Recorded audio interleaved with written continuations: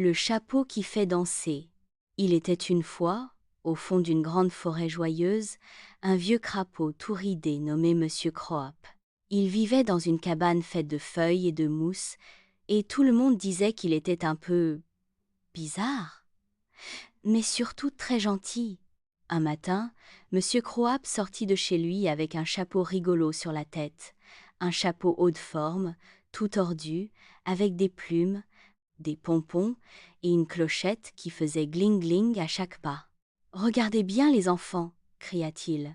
« Ce chapeau est magique, il fait danser celui qui le porte. » Les petits animaux de la forêt se rassemblèrent en rond. Pipo le lapin, Zoé la tortue, Lulu le hérisson et même Oscar le hibou, qui ne descendait jamais de son arbre. « Moi d'abord !» s'écria Pipo. Il enfila le chapeau et, hop, ses pieds se mirent à sautiller dans tous les sens. Tic-tac, tralala, tip-top. « À moi, à moi !» piailla Loulou le hérisson, qui tourna sur lui-même en faisant des pirouettes comme une toupie. Chacun à son tour enfila le chapeau. Et tout le monde dansait.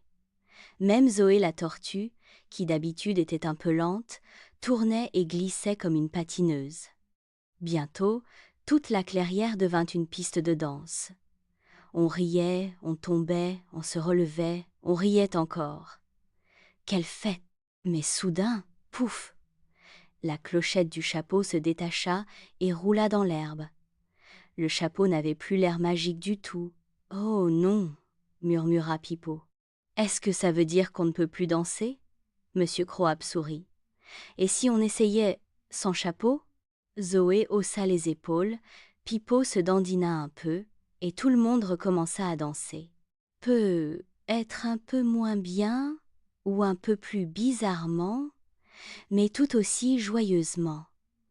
Alors Monsieur Croap dit en riant, « Le chapeau, c'était juste une excuse. La vraie magie, c'est vous et tout ce qu'on fait ensemble. » Et depuis ce jour, ils dansèrent chaque semaine, avec ou sans chapeau. Parce qu'on n'a pas besoin de magie pour s'amuser, juste de bons amis.